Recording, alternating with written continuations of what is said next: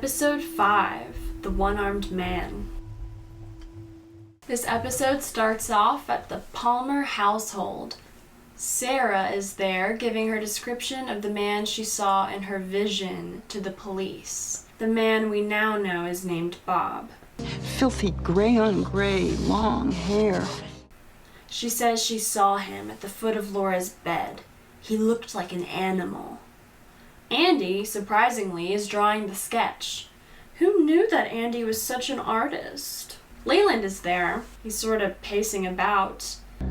Did you tell them about the necklace? They're gonna love that one. He isn't fully taking Sarah seriously. He says that she has had 2 visions, and the police are interested in this. He's like, well, go on, tell them. Sarah confesses that the first vision she had was of someone digging up a half-hearted necklace that belonged to Laura. Remember? That was at the very end of the first episode. We saw the gloved hand pulling out the necklace. We now know that Jacoby was the one that dug up that necklace because we saw it in the coconut. Now we see some more of our favorite soap opera, Invitation to Love. Lucy is watching from her reception desk at the police station, and she is eating this up, fully invested in the twists and turning plot lines. And now she's trying to seduce Chet to give her the new will so that she can destroy it. There's an ugly old man with a beautiful young woman. It's like every person in this soap opera show is an ugly man with a beautiful woman. I guess that's the way soap operas are. Andy asks Lucy why he couldn't spend the night last night. Lucy?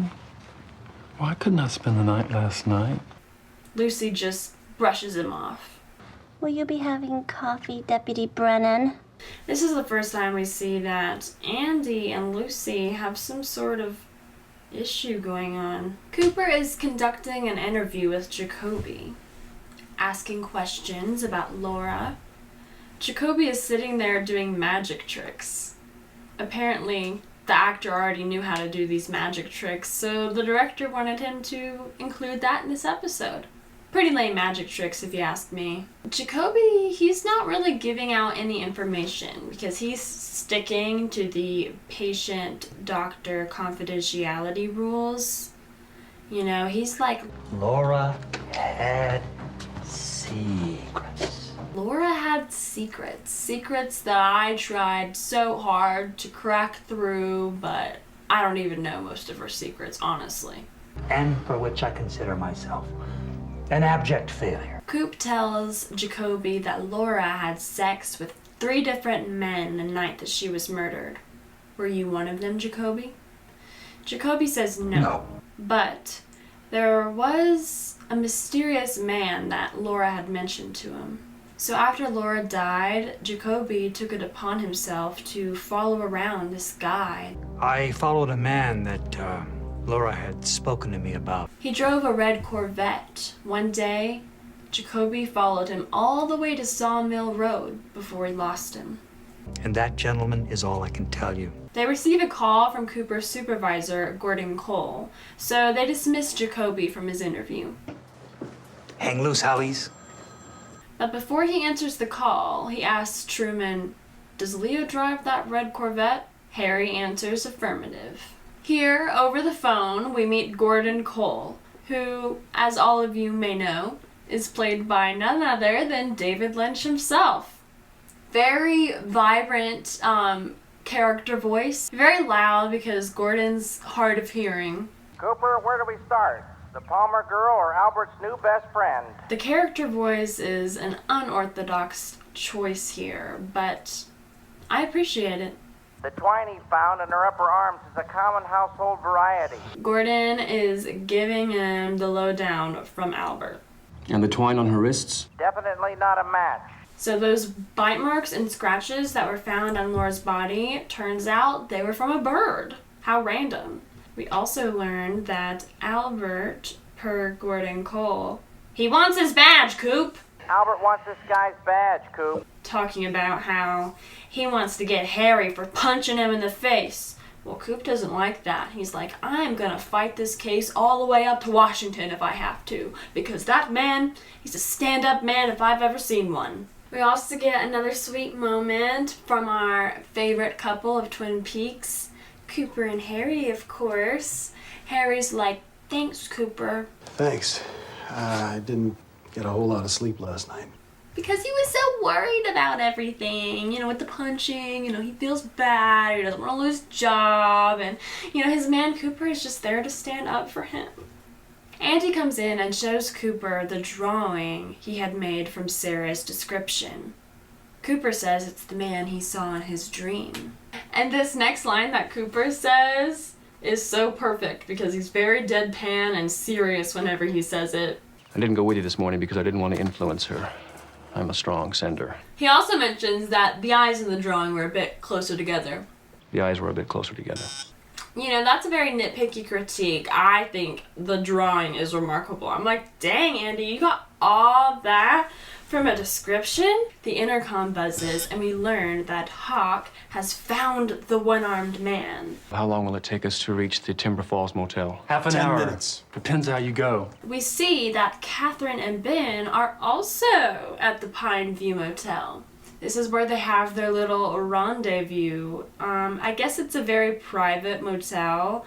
It also isn't up to Catherine's high standards either. Room service is too much to expect of this rusticated mildew farm.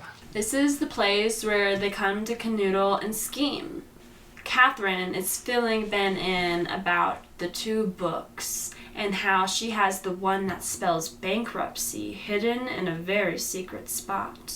Their plan is to set a torch to the mill, and they want to make it look like Josie is doing insurance fraud.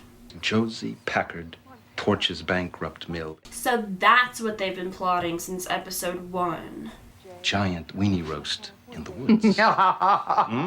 Outside of their motel room, we see that sneaky little Josie is parked outside photographing, like she's doing her own little private eye work. Everyone is sneaking about these days. The police boys roll up to the motel. They go straight to the one-armed man's room, who we now learn his last name is Gerard. It's room 101. They're knocking on the door. Open up! You know, they get their guns drawn. And Andy accidentally drops his gun and it fires. Jeez! Big no-no, Andy. But luckily, nobody was hurt. Catherine and Ben, however, do hear the gunfire, and they're like, what's going on? Gunplay. Sounds serious. It's funny because she doesn't care. Gunplay sounds serious. Ben gets up to shower and doesn't notice that something falls out of his pocket. Catherine picks it up. It's a poker chip from One-Eyed Jack's. Remind you of anything? Don't move! Oh my God! So the police are interviewing Gerard. Gerard says that he has never seen the man in this picture before. The drawing of Bob. Your middle name is Michael. Named after my uncle. But he says that he does have a friend named Bob who's in the hospital.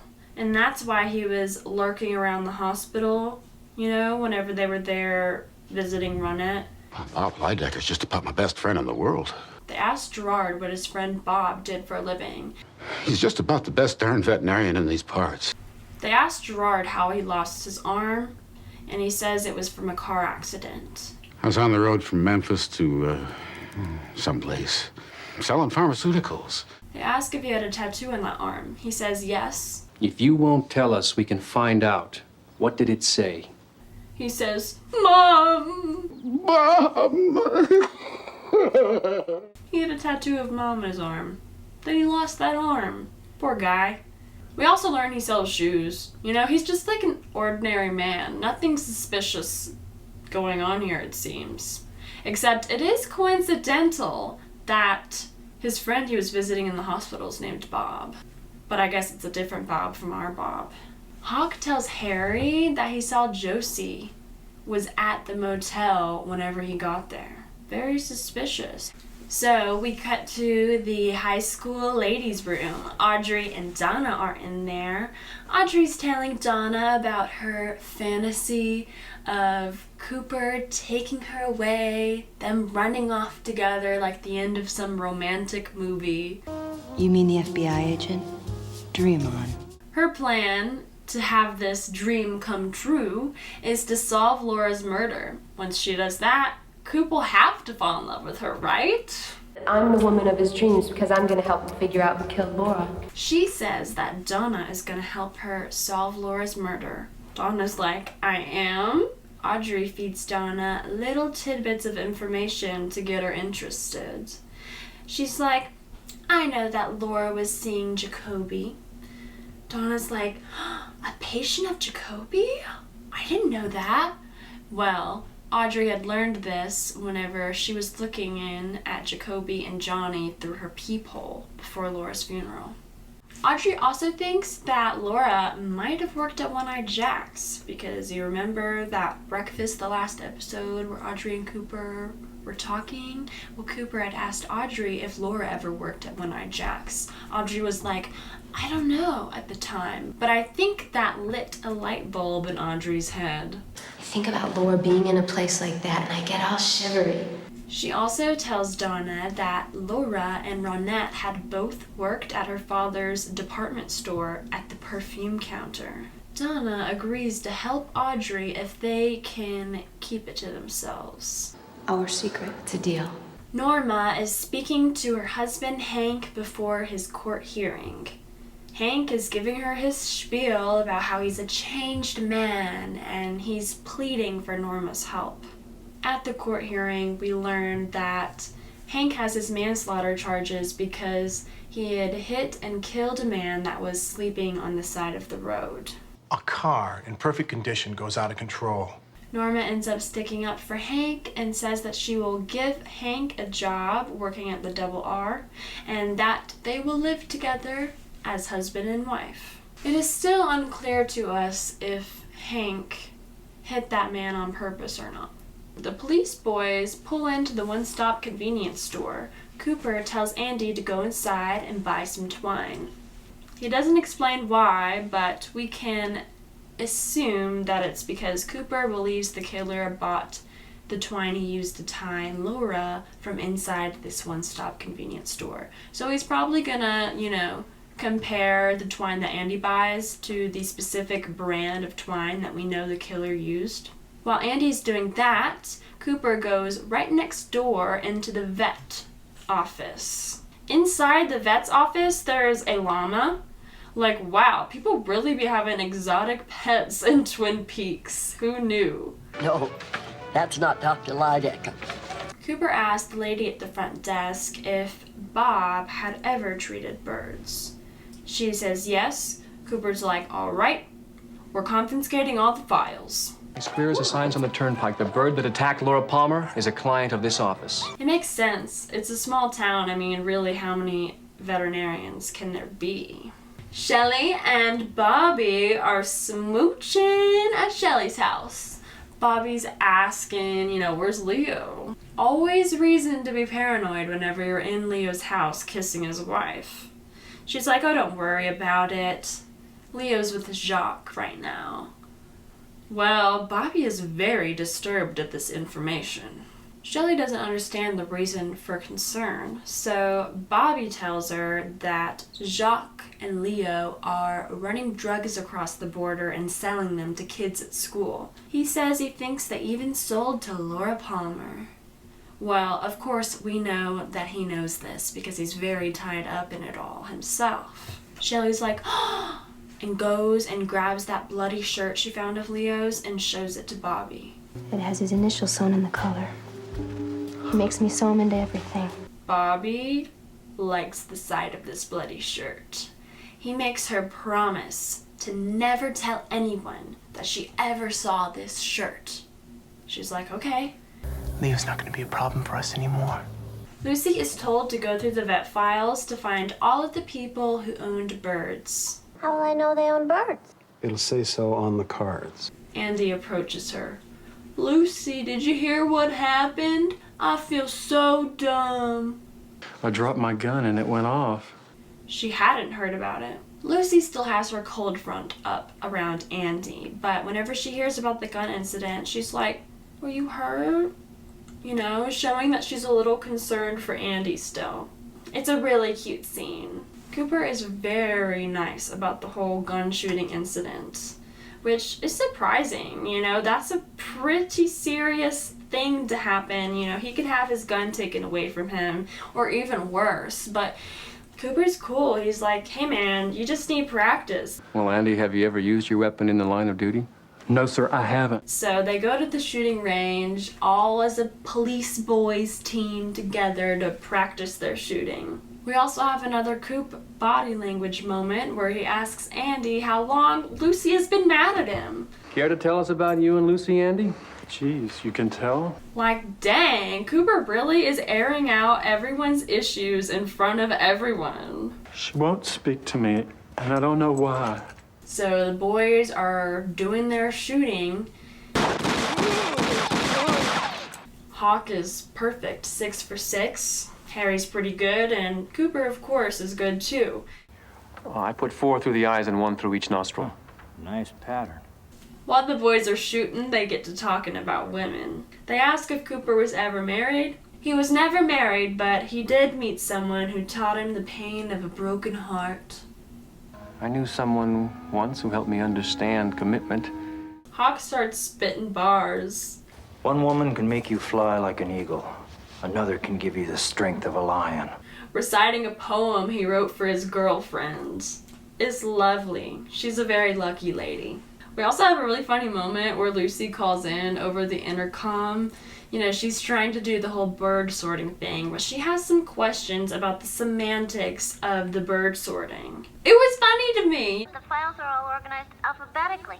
Lucy, go through the bird file. Some people may say that Lucy is dumb, or she's a bit of an airhead, or a blonde, but really, the comedy in Lucy doesn't come from her being dumb. It comes from her caring so much about the things that she does that she has a lot of questions, and she needs to know exactly the right way to do it. No, you don't understand. They're organized alphabetically in the names of the pets.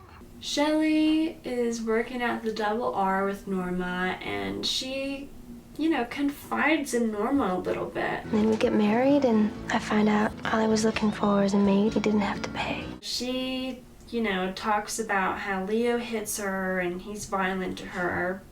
Leo doesn't talk, he hits. And Norma knows exactly what that's like. I mean, they kind of bond over their shared taste in terrible men. Norma tells her that they're going to have a girls' beauty day tomorrow. A facial, we're gonna have a hair done, the works. We're gonna be the knockouts of the Double R. That sounds like a nice day. I would love to be there just to be a fly on the wall. James is in the Double R, where he calls Donna. Donna? Hi, James. Donna wants to tell him what Audrey had told her earlier that day in the bathroom, so they agree to meet later. So much for keeping it between yourselves, Donna. James turns around and sees Maddie for the first time. He's in awe of her. Who are you? She's the spitting image of Laura Palmer, so you know he's got eyes for her. You think I look like Laura? Yes. She's like, yeah, I know. Me and Laura used to pretend that we were sisters when we were younger. We also learned that Maddie's from Missoula. Do you know Laura well? I thought I did. And anyways, the point of the scene is that James sees her and he's like, oh, wow. And she's like, hey, I'm here with my uncle and aunt. I mean, they can hardly eat, so I'm just out getting food for them. I mean, it's like Maddie is just another angel fallen from heaven. Norma gets a call. Hank got his parole. He's coming home. He's coming home. Norma doesn't look too happy at this information. She's very weary of Hank. I mean, we've never heard her outright say, you know, that Hank did anything violent to her, but it's heavily implied.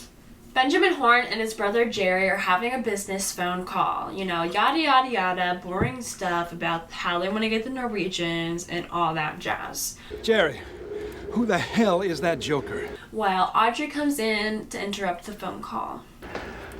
Oh, Audrey, I didn't hear you come in. She's like, Daddy, are you ashamed of me? Dad, are you ashamed of me? And when she said that, my heart just broke. I mean, Audrey's very sly. She knows how to pull at your heartstrings, and she's doing it on purpose. But when she said that, I was like, I know, that's such a sad question. Benjamin is like, I'm not ashamed of you. I just wish that I could depend on you more. Especially during a trying time like this. She's like, I want to turn my life around, Dad, and I've figured out how to do that. I want to start off by working for the family business. Oh, I don't know, maybe somewhere like the department store? Well, I think I should start at the department store. And that's whenever we're clued in, like, okay, Audrey, you're just doing this because you want to investigate more about Laura Palmer. She is very tricksy, that little Audrey is. Oh, Audrey, I wish that I could believe you. Daddy, please. Audrey ends the conversation with another heart-wrenching line. She's like, please let me be your daughter again. And they hug. Makes me want to tear up. I mean, they just really do. This father-daughter relationship is strained. But Audrey's learned how to exist within it. Before Audrey leaves, Ben gets a phone call. Audrey kind of lingers about the room, you know, waiting to eavesdrop, but Ben doesn't let her. He's like, it's important. You know, get out, pretty much. So she gets out. And the phone call is from Leo himself. Where have you been? Leo the liar. So yeah, he's like, I need to talk to you. Meet me down by the river tonight. And be discreet. Gordon calls Cooper and tells him that the bird that attacked Laura Palmer is either a parrot or a mynah bird. Gordon also tells Cooper that the evidence they found in Laura Palmer's stomach that was corroded by the digestive fluids, they have now discovered what it is, and it is none other than a poker chip. A plastic, circular poker chip from One-Eyed Jacks. That's why there was a letter J on it. One-Eyed Jacks. I really would like to know how this poker chip got in Laura's stomach. I mean, that's weird and disturbing to think about. That's another connection Laura has at One-Eyed Jacks. Andy very loudly starts up behind him. Waldo! Andy is holding a file from the veterinary office. We learn that Jacques Renault owned a bird, a mynah bird named Waldo. Coincidence? I think not. A mynah bird owned by Jacques Renault. The boys look at each other and they know it's go time. So they roll up to Jacques Renault's apartment. Inside, Bobby is sneaking around, and then he hears the police are at the door, so he jumps out the window and runs off. What was Bobby doing in there? They bust in, nobody's in there, and they have somebody go off and chase the person that was running around, Bobby, but they don't end up catching him. They start to search the apartment, and Cooper finds the bloody shirt that was once in Leo's possession. Now it's mysteriously in Jacques' apartment.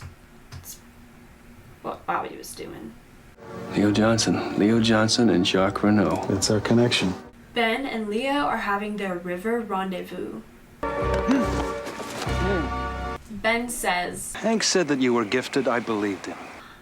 wow, so shady business going on. We definitely know that Hank is shady.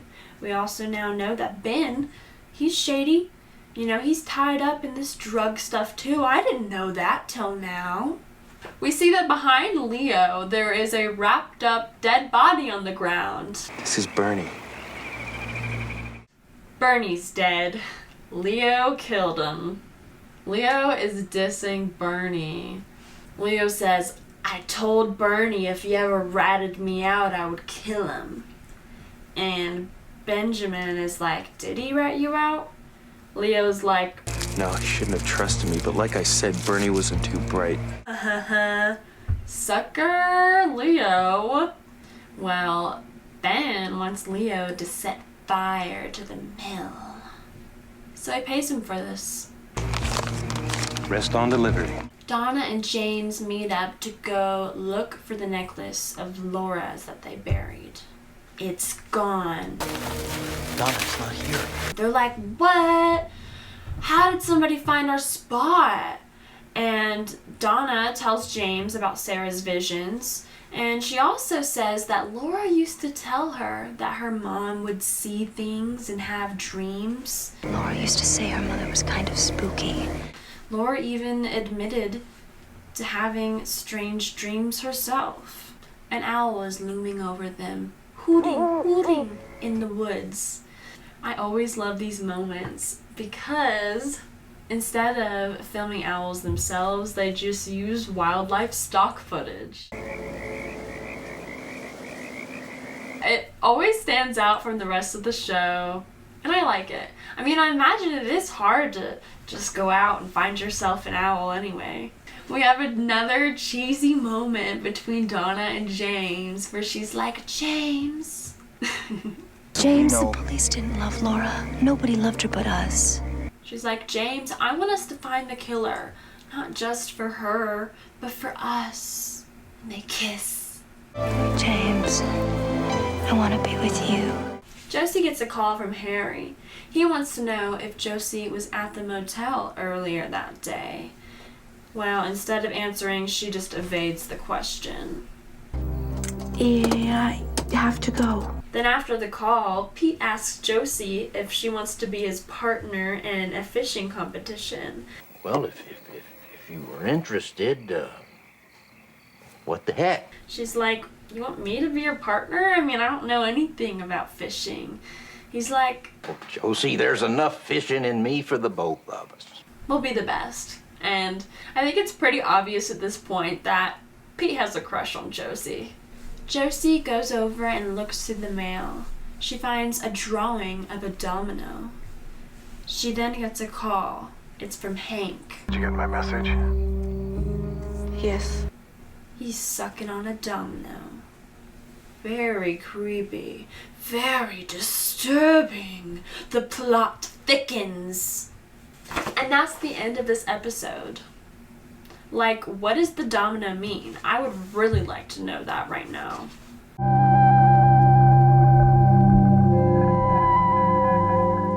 As always, it is so hard for me to pick my blue rose because there's so much to love. I mean, so much going on. So much mystery, and also just so many good dynamics between the characters, and we're just learning like choo choo choo choo choo, like more and more connections between all these different people and how they're getting involved with each other, and we didn't even know that. Just like how Bobby's lying about how deep he is in this drug thing to Shelley, you know? Everybody's got their secrets in Twin Peaks. My blue rose for the episode is the scene where all of the police boys are at the shooting range discussing women together. I love to see men be vulnerable with each other. You don't get to see enough of it, truly, in this world. But yeah, some highlights include us learning about Cooper's past love life, how he got his heart broken. Who taught me the pain of a broken heart. And I love whenever Hawk was speaking poetically about love. But only one in a cycle of life can fill your heart with wonder. Just so romantic, so vulnerable, so touching. And I love to see the guys bond. Yeah, my thorn for the episode is whenever Lucy shuts Andy down. You know, she won't tell him why he couldn't spend the night last night. Will you be having coffee, Deputy Brennan? Like, why? Like, Lucy, why the cold shoulder? Andy has done nothing to deserve this. Well, that's the end of another episode, you guys. I just want to take a moment to thank my Patreon supporters. You guys help me out a lot. It keeps me going so I can continue these videos for you guys. I enjoy it, and I would really like to be able to keep doing this. So if you feel like you have the means to support me, I implore you to do so. Thank you. Alrighty guys, see you next Sunday for another episode. Until then, Camcorder Cameron signing out.